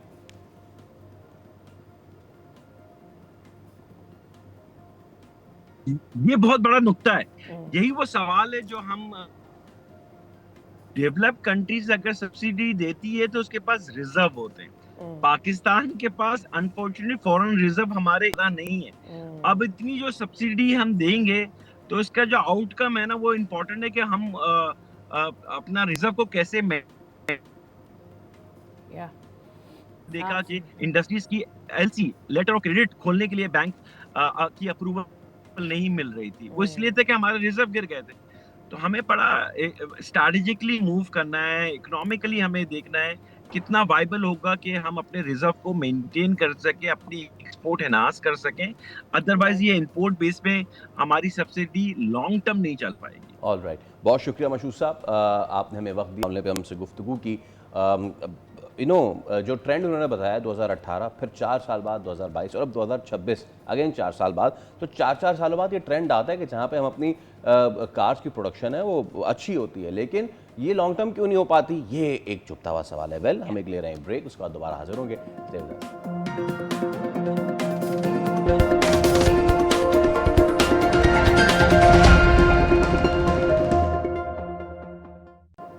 कहते तो यही है कि पाकिस्तान में इतना टैलेंट है, समंदर बह रहा है टैलेंट का, लेकिन उसका क्या करें। लेकिन अब इसको किसी ने ठानी है कि आइए इस मामले को ठीक करते हैं। खेलों का शोबा है, इसमें मेरिट, शफाफियत, जदीद टेक्नोलॉजी और ख़ास तौर पे जो टैलेंट है उसको फ़रोग देने के लिए एक अहम कदम उठाया, और वो ये कि पाकिस्तान स्पोर्ट्स बोर्ड ने national talent identification and verification system मुतारिफ करा दिया है। इसका मकसद क्या है? इसका मकसद है मुल्क भर के जो बासलाहियत एथलीट्स हैं उनको बग़ैर सिफारिश, बग़ैर रसाई के मसाइल और मुकम्मल मेरिट पर कौमी सतह तक पहुँचाना। साथ ही आपको पता है कि हमारे यहाँ दूर दराज, मतलब जितने भी हमारे स्पोर्ट्स लेजेंड्स हैं, ऐसा नहीं है कि वो किसी अर्बन सेटअप से उठ के आ गए हैं। You call squash, you call it hockey, snooker, Arshad Nadeem, everyone, उनका कोई ऐसा हेफ्टी बैकग्राउंड नहीं था कि जी उनको कोई बहुत ज़्यादा वो अफ्लुएंट थे और उनको बहुत ज़्यादा पैसा था। लेकिन ये, अब मेरा सवाल ये है कि क्या टैलेंट तो पहले भी था, अब भी है, क्या ये जो टैलेंट हंट प्रोग्राम है वो ठीक तरीके से इनको एड्रेस कर पाएगा? एब्सोल्युटली। मेरे ख्याल में सबसे पहले तो इस तरह की कोई एंटिटी लेकर आना, उसका आइडिया की तरफ अप्रोच करना, अपनी पॉलिसी में चेंज करना, मेरे ख्याल में यही एक अचीवमेंट है। बट इसको किस तरह से चलाया जाना है, ये एक सवाल है जिसको हम कोशिश करेंगे कि आज के इस सेगमेंट में हम एड्रेस कर सकें। डॉक्टर नसरुल्लाह राना साहब हमारे साथ मौजूद हैं। आप डायरेक्टर है पाकिस्तान स्पोर्ट्स बोर्ड के, चेयरमैन हैं टैलेंट हंट प्रोग्राम के। अस्सलाम वालेकुम डॉक्टर साहब, बहुत बहुत शुक्रिया। अक्सर जब स्पोर्ट्स के शोज़ हम होस्ट कर रहे होते हैं, इस सेगमेंट में भी हम बात कर रहे होते हैं स्पोर्ट्स के लिए, तो हम कहते हैं कि कोई ऐसा मैकेनिज्म बनाएं जिससे आपका जो टैलेंट है उसकी रीच वहाँ तक हो सके, आप उसे जान सके, परख सकें, और जब ज़रूरत पड़ सके तो आपको याद भी रहे कि ये टैलेंट था जो आपने ढूंढा था और वो गायब ना हो जाए। सो टेल मी कि ये प्रोग्राम किस तरह से काम करेगा, आप किस तरह से टैलेंट को एक्सप्लोर करेंगे और उसे मौके देंगे? जी बहुत बहुत शुक्रिया जी। बहुत सिंपल वे है इसका एक फॉर्म हमने पाकिस्तान स्पोर्ट्स बोर्ड की वेबसाइट पे अपलोड कर दिया हुआ है और खिलाड़ी वहाँ से हमारे तक रसाई हासिल कर रहे हैं। हमारा एक बाकायदा विंग बना है, सेल बना है, वो उसको मॉनिटर कर रहा है, और हम उनकी कन्वीनियंस के हिसाब से, खिलाड़ी जहाँ पे है, लाहौर में है, कोई पेशावर में है, कराची में है, तो वहाँ पे हमने एक्सपर्ट्स को ले लिया अपने साथ। और उसके साथ हमारी अपनी एक टीम है जिसमें लर्नर्ड लोग हैं सारे, और वो टैलेंट को ना सिर्फ जांच लेंगे, बल्कि उसको एज ग्रुप में डाल के उसको उन फेडरेशंस के हवाले किया जाएगा जो कि उसको मजीद निखारेंगी, और उस टैलेंट को जो हम वहाँ से लेंगे, उस टैलेंट को हम खुद से भी 1 साल का, 6 महीने का, 2 साल का LTAD प्रोग्राम है, long term athlete development programme, सही उसमें उसको लेके आएंगे बच्चे को, ताकि उसका ग्रीवेंसेस जो है ना बच्चों के, जो बहुत ज़्यादा है कि बहुत सारी शिकायत आती हैं, उसमें जिसका भी जो भी जहाँ पे भी उसके उनके लिए रुकावट है वो दूर करने की कोशिश की जाएगी। ये इसका बुनियादी मकसद है। अच्छा, इसमें एक तो डॉक्टर साहब मुझे ये बताइएगा कि कौन कौन से खेल इसमें शामिल हैं, ये पहले बताइए। जी, इसमें डाइवर्स किया हमने जी, जो जो खेल जो है पाकिस्तान में पाकिस्तान का नाम रोशन कर सकता है, जो जो खिलाड़ी किसी भी किस्म का टैलेंट रखता हो, जिससे पाकिस्तान को नेकनामी मिले, लॉरल्स मिले, कौम के लिए बेहतरी लाई जा सके, रिजल्ट्स आ सकें, उन सब को हम इसमें इन्वॉल्व करेंगे, और खुसूसी तौर पे ओलंपिक्स, और उसके बाद जो भी फेडरेशन पाकिस्तान स्पोर्ट्स बोर्ड से एफिलिएटेड है, इन सब को केटर फॉर किया जाएगा। अच्छा, Right. अब मेरा अगला सवाल ये है कि हमारे यहाँ टैलेंट तो इससे पहले भी डॉक्टर साहब बहुत ज़्यादा है पाकिस्तान में, 25 करोड़ आबादी वाला मुल्क, और हम देख रहे हैं कि क्रिकेट में नहीं, हॉकी में भी, इवन अभी फुटबॉल में हमारी टीम जो है स्ट्रीट चैनल फुटबॉल में वो इस वक्त खेल रही है, और ब्राज़ील से वो इंशाल्लाह सेमीफाइनल खेलेगी। ठीक है, तो टैलेंट तो हमारे यहाँ बहुत है, अरशद नदीम जैसा, नवाकली से the all the squash talent जो हमारे पास आता है। माय क्वेश्चन इज कि हमारे यहाँ इंफ्रास्ट्रक्चर का हमेशा से प्रॉब्लम रहा है। क्या पाकिस्तान स्पोर्ट्स बोर्ड इस टैलेंट को आइडेंटिफाई करने के बाद इस तरफ भी तवज्जो देगा कि जो सूबों में इंफ्रास्ट्रक्चर है हमारा जो डेवलप्ड नहीं है, ग्राउंड्स हैं हमारे पास मैटिंग अच्छी नहीं है हॉकी ग्राउंड्स में, हॉकी फील्ड्स में, हमारे पास रनिंग एथलेटिक्स के लिए हमारे पास वो चीज़ नहीं है, सो इसकी तरफ भी ध्यान है आप लोगों का? जी सर, थोड़ा अर्सा पहले तो ये बातें आपकी बिल्कुल 100% ठीक थी, लेकिन अभी इंप्रूवमेंट्स हैं। पंजाब गवर्नमेंट ने बहुत अच्छे सेटअप्स बना लिए हैं स्पोर्ट्स के, KPK गवर्नमेंट में बहुत सारे अच्छे सेटअप्स हैं, इवन के सिंध में भी 7-8 एस्ट्रो टर्फ तो मैं खुद देख चुका हूँ जो लगी हुई हैं। अब ये जो टैलेंट है वहाँ पे मौजूद जो कोचेज़ हैं, बेसिकली ये जो काम है इस टैलेंट को जो हमने आइडेंटिफाई करना है, हम पूरी कोशिश करेंगे ये सूबों के हवाले किया जाए, वो हमारे साथ कोऑर्डिनेट करें, सही और उनकी तरफ से चीज़ों को बेहतरी की तरफ लाने में हमारे साथ मदद की जाए। और उसमें हमने उनको लूप में ले लिया हुआ है, और वो लोग भी हमारे साथ काम करेंगे, और इंशाल्लाह आपकी जो भी ये बात जो आप कर रहे हैं, इंफ्रास्ट्रक्चर उतना कमज़ोर अब नहीं है जितना आज से 5-7 साल पहले था। तो राइट इंफ्रास्ट्रक्चर में जो मौजूद जो टेक्निकलिटीज़ हैं, जो कोचेज़ हैं, जो अलाइड स्टाफ है, उसकी ग्रूमिंग पे भी साथ साथ काम करना होगा। तो ये सारी चीज़ें इसी एक रोल मॉडल का हिस्सा हैं, इसी मॉडल का हिस्सा है जो हमने ज़बरदस्त। पूरी कौम के लिए जो है ना इसको ये समझ लें कि एक प्रोग्राम को पूरी कौम के लिए चला दिया गया है। राइट अच्छा, ये इनिशिएटिव इटसेल्फ बहुत अच्छा है डॉक्टर साहब, I want to repeat it, क्योंकि टैलेंट को मौका देना कि वो बता सके कि भाई मैं अवेलेबल हूँ, आप मुझे यूटिलाइज करें मेरे स्किल को, ये एक अलग बात है। लेकिन ये टैलेंट कहीं खो जाता है। व्हेन आई से आपने कोई टैलेंट आइडेंटिफाई कर लिया, आपको पता चल गया, आपने अगले डिपार्टमेंट को बता दिया, उसके बाद उसको मौका नहीं मिला, अपॉर्चुनिटी नहीं मिली, कोई और उसकी जगह आ गया जो नामी गिरामी नाम है, नया टैलेंट आगे नहीं आ सका, तो इसको मेक श्योर कैसे किया जाएगा? ये श्योरिटी है जी, ये जो हमारा सेल बना है इसमें बड़े लोग हैं, जिसमें आप जहांगीर खान साहब को भी हमने ऑफर की है। इसके अलावा जो मसरतुल्लाह साहब थे, एक्स सेक्रेटरी थे हॉकी के, मंजूरुल हसन साहब हैं, सलमान इकबाल भट्ट हैं, तारिक सिद्धू साहब हैं, मतलब इस तरह के बड़े नाम हैं जो कि टेक्निकली तौर पे इन चीज़ों को समझते हैं। तो हम इन सबको साथ लेके चलेंगे, और मैं खुद भी इस फील्ड में एक्सपर्ट हूँ।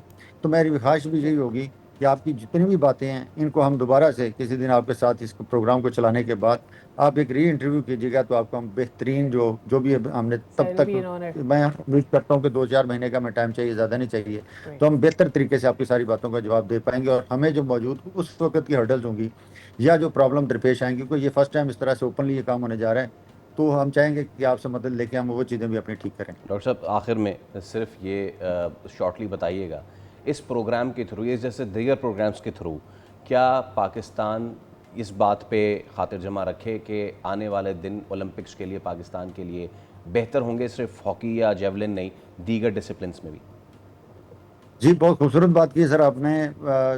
देखें, पहले तो इतनी आस नहीं दिलाई जा सकती थी लोगों को, लेकिन अरशद नदीम की एक जीत ने कौम को ये बता दिया कि हमारा टैलेंट वैलेंट का मसला नहीं है, हमें एक सिस्टम चाहिए।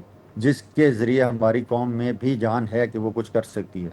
तो अरशद नदीम ने एक नई होप दी है और उस होप से हम सबको फ़ायदा उठाना चाहिए, और आप लोगों का तावन रहेगा तो मैं नहीं समझता कि कोई प्रॉब्लम आएगा। बाकी हमारी तरफ से जो कोताहियाँ हैं, जो दरपेश आने वाले मसाइल हैं, उनको भी आप लोगों के साथ मिलकर हम लोग हैंडल वो करना चाहेंगे कि उन पर भी काबू पाया जा सके। डॉक्टर साहब बहुत बहुत शुक्रिया आपके वक्त के लिए, और इंशाल्लाह बाद जब आपसे दोबारा हमारी बात होगी तो आप अच्छे और बेहतरीन नाम जो है आप खुद हमारे साथ शेयर कर रहे होंगे और बता रहे होंगे कि आपने कहाँ कहाँ उन्हें मौके दिए। बहुत शुक्रिया आपके वक्त के लिए। यहाँ पर हम ले रहे हैं एक ब्रेक, मुलाकात होगी आपसे ब्रेक के बाद।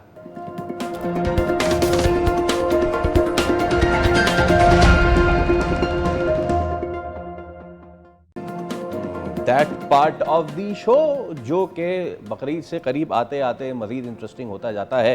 ईद कुर्बा की बात कर लेते हैं तो मुल्क भर में मवेशी मंडियाँ जो है वो तो सज ही चुकी हैं, और कराची की अगर स्पेशली बात की जाए, वैसे I am not a fan of what ever is happening, but still इस पर हम कभी और बात करेंगे। हम अपनी पर्सनल बायसेस को अपनी एक तरफ रखते हैं, लेकिन पूरी फैमिलीज जो हैं वो यहाँ पहुँचती हैं, नौजवानों के साथ साथ मवेशी मंडी पहुँच गई हैं। तो साथ गुज्जर की जानिब चलते हैं और उनसे बात कर लेते हैं। भाई साथ ज़रा दिखाइए, मवेशी मंडी में मवेशियों के अलावा और कौन कौन है? Very nice. जी बिल्कुल, इस वक्त मैं कराची एफटीसी पर मौजूद हूँ जहाँ पर मवेशी मंडी कायम की गई है, और एक जानिब हम ये देख रहे हैं कि जी ईद उल अज़हा का मौका है और कुर्बानी के जानवरों की जो ख़रीदो फ़रोख्त का सिलसिला है वो जारी है, जबकि दूसरी जानिब जो बच्चों की मनमानियाँ होती हैं, जो बच्चों की फरमाइशें होती हैं वो भी जारी हैं। बच्चों का ये कहना होता है जी किसी को बकरा चाहिए तो किसी को बैल ख़रीदना है। एक फ़ैमिली मेरे साथ इस वक्त यहाँ पर जो है मौजूद है, उनसे बात करते हैं। अस्सलाम वालेकुम। ये बताइएगा कि कुर्बानी का जानवर ख़रीदने के लिए आए हैं या फिर आज सिर्फ एंजॉयमेंट के लिए या देखने के लिए आए हैं? रेट कैसे है? देखने भी आए, हो सकता है ख़रीद भी लें, अगर समझ में आया और रीज़नेबल हुआ तो फिर इंशाल्लाह ख़रीद भी लेंगे। अच्छा, कोई फरमाइश इस बार बच्चों की या फैमिली की कोई ख़ास फरमाइश इस बार? हाँ, बच्चों की गाय की है इस दफ़ा। हमेशा बकरे लेते हैं तो कहते बड़ा जानवर चाहिए और गाय लेंगे इस दफ़ा ना। क्या चाहिए आपको? आज मुझे गाय चाहिए, अगर अच्छी मिले तो आज ही लेके जाऊंगा। आज ही लेके जाओगे? तो उसको इतने दिन क्या करोगे? तो बकरा ईद में कुछ दिन बाकी हैं। उसको मैं अपना हाथ का खाना खिलाऊंगा, चराऊंगा। उसको डरोगे तो नहीं उससे? नहीं, प्यार करूंगा उसको मैं। आप ये सब कुछ बता दें कि फैमिली के साथ यहाँ पर आई हुई हैं, तो कैसा लग रहा है कि कैसा माहौल है, जानवर ख़रीद रहे हैं, क्या कहना चाहिए?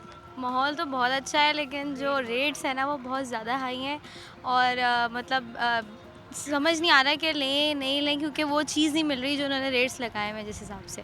बिल्कुल ठीक है। देखिए जी, इन्फ्लेशन का जो मामला है वो तो चूँकि अपनी जगह पे है, हर जगह पर जिस तरीके से महंगाई बढ़ रही है बिल्कुल उसी तरीके से हम देख रहे हैं कि जी हर चीज़ के रेट बढ़ने के बाद अब मवेशी मंडियों में जब हम जाते हैं तो एक शहरियों की एक सबसे बड़ी जो बात होती है उनकी तरफ से जो आती है वो यही बात करते हैं कि जी रेट यहाँ पर बहुत ज़्यादा हैं। और अगर यहाँ पर बात कर ली जाए, जो यहाँ पर जो लोग बेचने के लिए आए हुए होते हैं उनका यही कहना होता है जी हम बहुत ज़्यादा खर्चा करने के बाद यहाँ पर आते हैं, और इस वजह से ही हम ये देखते हैं कि जी यहाँ पर हर साल रेट जो है वो कई ज़्यादा बढ़ जाते हैं। लेकिन रौनकें लग चुकी हैं, कराची की रौनकें जो है वो बहाल हो चुकी हैं, और अब देखना यह है कि किसको कौन सा जानवर जो है मिलता है, किसके नसीब में कौन सा आता है, ताकि सुन्नत इब्राहिमी की जो है वो जो फ़र्ज़ है वो अदा किया। बहुत शुक्रिया। हज़ारों ख्वाहिशें ऐसी, अब मुझे ऐसा लगता है हर जानवर खरीदने से पहले दम निकले वाले मामलात हो गए। Before we go to Lahore, I just want to enjoy these scenes. यार खूबसूरत जानवर है। हाँ, बहुत अच्छा, बहुत अच्छा। मेरे ख्याल में इसके पैसे भी बहुत ही खूबसूरत होंगे। हाँ। तो अपने आंखें वहाँ लगाएं जितने आपकी वॉलेट में पैसे हैं। लाहौर चलते हैं, यहाँ की मवेशी मंडी की क्या रौनकें हैं ये जानेंगे। अफजाल हमारे साथ मौजूद है।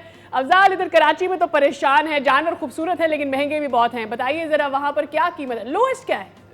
11 लाख की भी है, जरा दिखाएं। जी बिल्कुल, सिर्फ मवेशी मंडियां जो हैं वो लग चुकी हैं। जानवर जो हैं वो इस वक्त मवेशी मंडियों में बहुत जानवर जो हैं वो ईद कुर्बान के लिए लाए गए हैं, लेकिन जितने खूबसूरत जानवर हैं उनके रेट भी जो हैं वो उसी हिसाब से हैं।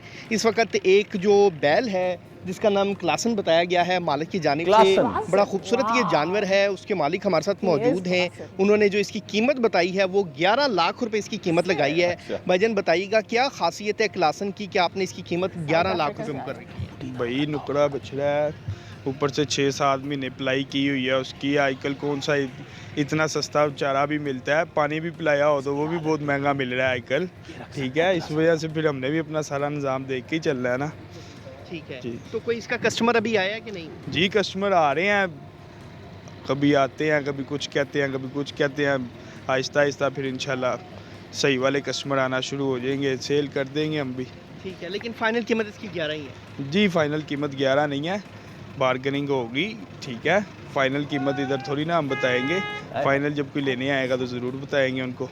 जी बिल्कुल, उनका कहना है कि क्लासन की जो फाइनल कीमत है वो अभी हम अनाउंस नहीं कर रहे, बारगेनिंग जो है वो होगी, हो सकती है, और जब कोई अच्छा कस्टमर आएगा तो फिर इसकी फाइनल कीमत भी अनाउंस की जाएगी। जी बहुत शुक्रिया अफजाल। आप पूछ रहे थे क्लासन की खासियत क्या है, मुझे लग रहा है साउथ अफ्रीका से बुलाया उसे, यही उसकी खासियत हो सकती है। आपको क्या लग रहा है फैसल, व्हाट कुड बी खासियत ऑफ दिस? मेरे ख्याल से क्लासन 11 लाख वाले, ये जो क्लासन 11 लाख वाला है, ये पीछे खड़ा कोई भी उसको छेड़खानी करेगा तो एक टांग से वहां उठा, ये 100 मीटर बाउंड्री के बाहर फेंकेगा ये तकरीबन, कम से कम। हाँ तो खैर, बट क्लासन को हटके बाकी सारे भी जानवर बड़े हैं। हम इस पे ज़रूर बात करनी चाहिए कि ये जो रोज़ाना की बुनियाद पे लोग जा रहे हैं वहाँ पे, और हर साल हम देखते हैं कि अभी हम बाहर आपस में ही ऑफिस कलीग्स बात कर रहे थे, यार वो जो हम लेके आते थे ना 2005 में, हैं उस तरह का जानवर तो अब आप हाथ भी नहीं रख सकते। तो इस तरह की बहुत सारी चीज़ें जो बदल गई हैं। आप इसी से 11 लाख से अंदाजा लगाए ना। जी एग्जैक्टली 11 लाख नहीं, ये 40,000 50,000 2005-06 में इस तरह का जानवर मिल जाता था, लेकिन अब तो खैर। लेकिन आप टाइम मशीन में बैठिए, पीछे चले जाइए, वहां से गाय खरीदिए, आ जाइए, क्योंकि अदरवाइज तो ये पॉसिबल हो, अदरवाइज तो पॉसिबल नहीं है। अच्छा, जो पॉसिबिलिटीज बन रही हैं इस्लामाबाद में वो बड़ी इंकरेजिंग है, और वो ये कि इस्लामाबाद में माहौलियात के तहफ़्फ़ुज़ के लिए एक बड़ा कदम उठाया गया है।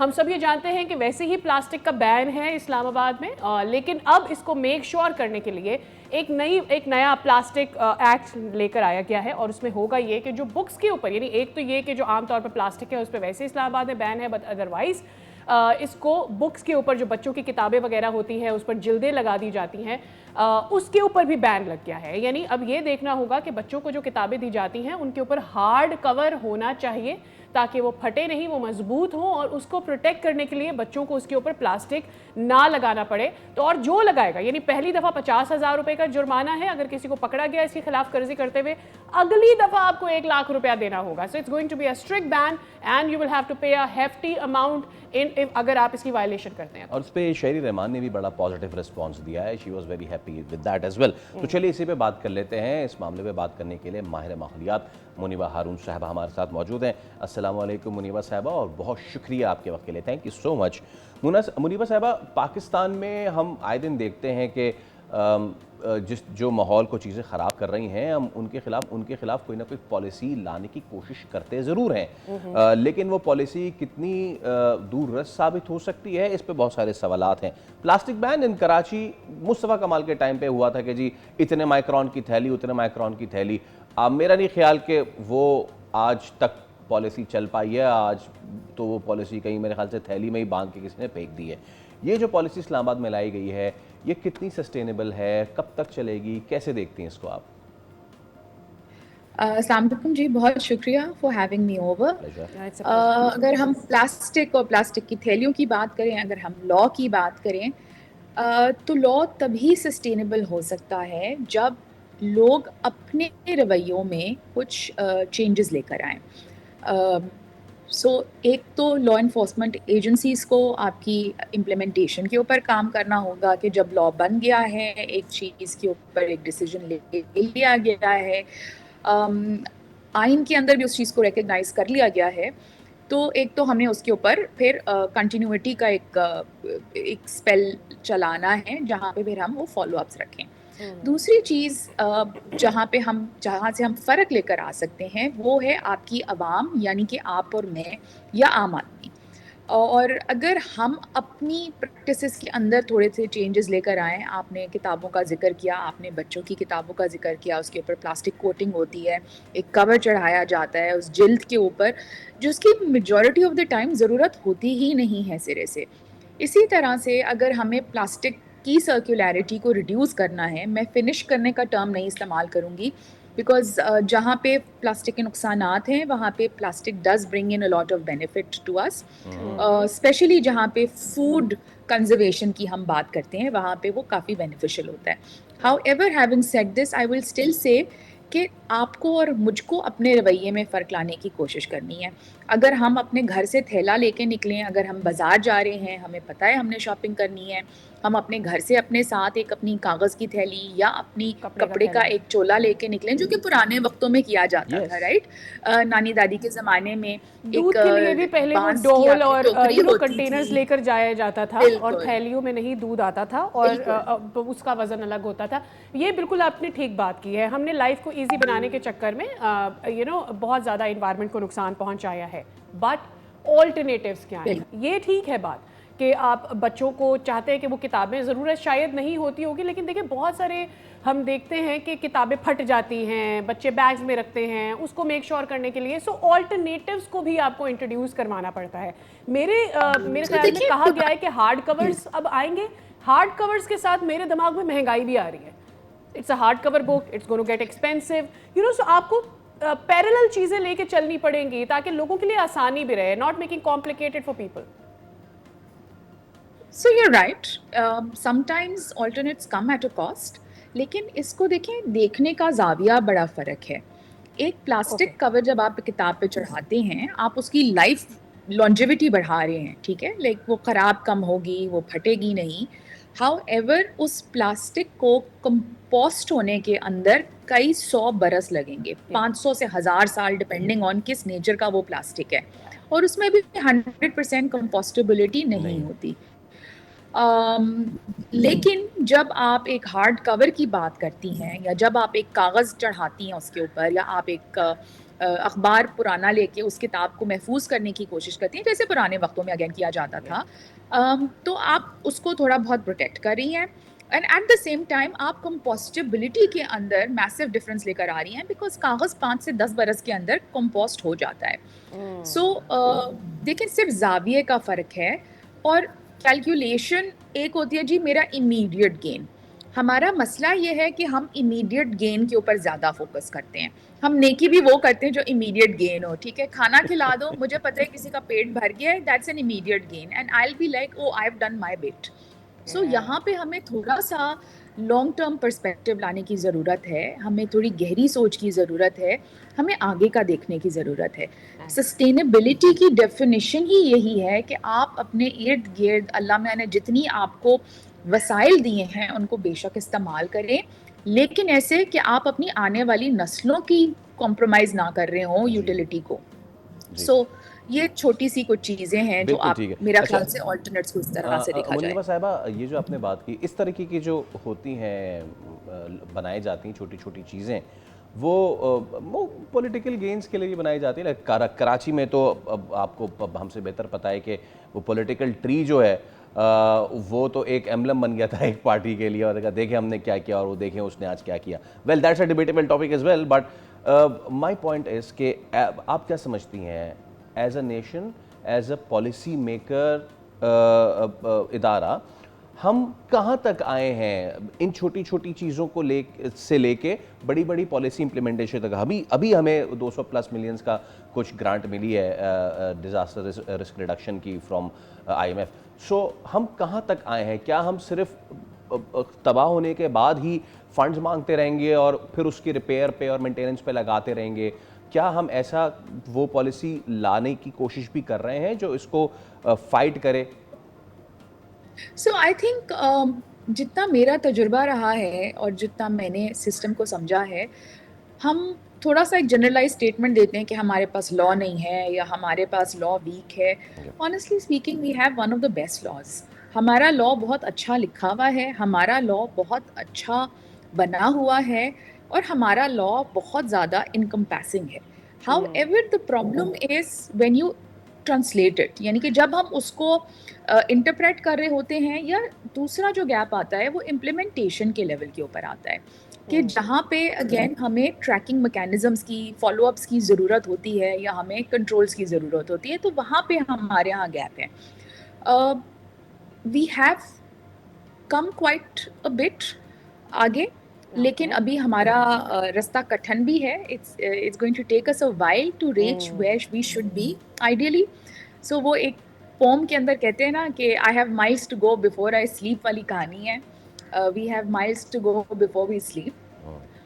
बट लीस्ट ये छोटे छोटे माइलस्टोन हमें करते रहने चाहिए cover. Thank you so much Muniba साहिबा, it was a wonderful time with you और दोबारा आपको इस वक्त ज़रूर देंगे। वेल विद दैट हम अपने शो का करें अख्ताम, लेकिन उससे पहले एक बड़ा ही अछूता दिन है आज और वो है दुनिया भर में ख़ानदानों का आलमी दिन मनाया जा रहा है। विच रिमाइंड्स मी कि फ़ैमिली की जो अहमियत है वो बाहर के ममालिक में कितनी रह गई है और हम उसको कितना वैल्यू आज कर रहे हैं। एक्चुअली हमें ये भी सोचना होगा कि हम अडेप्टेबिलिटी के चक्कर में यानी दूसरे वेस्टर्न कल्चर के अडेप्टेबिलिटी के चक्कर में कहीं अपने कल्चर को तो नहीं खोता देख रहे हैं। और मैं इसलिए कह रही हूँ कि अक्सर हम देखते थे कि शाम की जो चाय होती है, बच्चे सब इकट्ठे और डिस्कशन होना ये बड़ा ज़रूरी होता था। आजकल ऐसा नहीं होता और उसकी वजह ये है कि हम अपने घरों में जब आप ऑफिस से घर जाते हैं तो अपने अपने फ़ोन्स लेकर बैठ जाते हैं, हम कॉन्वर्सेशंस नहीं करते और मेरे ख्याल में बातचीत करना, एक दूसरे के ख्यालात को जानना हमें क्लोज तो लेकर आता है, एक दूसरे को जानने का भी मौका देता है। कई बार हम ख़ानदानों में रहते हैं, फैमिलीज़ में रहते हैं, अपने बच्चों को नहीं जानते, हम अपनी फैमिलीज़ को नहीं जानते, हम अपने हस्बैंड्स को उतने अच्छे, वाइफ्स को उतने अच्छे तरीके से नहीं जानते। तो आज के दिन ये एक याद दहानी ज़रूर है कि अपनी फैमिलीज़ को और ज़्यादा मजबूत करने के लिए आपके रिश्ते, आपके रवाबित मजबूत होने चाहिए और उसके लिए एक दूसरे को जानना बहुत ज़्यादा ज़रूरी है। ये ख़ानदान सिर्फ एक नाम नहीं, माशरे की बुनियादी अकाई है, तरबियत की पहली दरसगाह है, समाजी इस्तेहकाम की असल बुनियाद है। अक़वाम मुत्तहिदा के तहत मनाया जाने वाला ये दिन ख़ानदानों को दरपेश समाजी, मुआशी और माहौलियाती चैलेंजेस पर तवज्जो मरकूज़ करने का मौका फ़राहम करता है। और रवां बरस जो इस दिन का ख़ास फोकस है वो है मौसमियाती तब्दीली, समाजी शमूलियत और ख़ानदानों की फलाह बहबूद।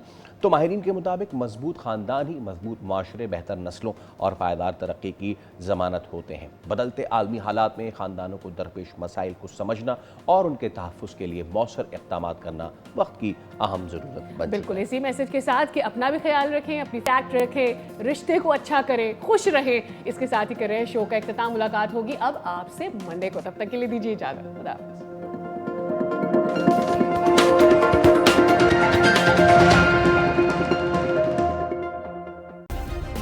सब्सक्राइब करें और बेल दबाएं ताकि कोई खबर रह न जाए।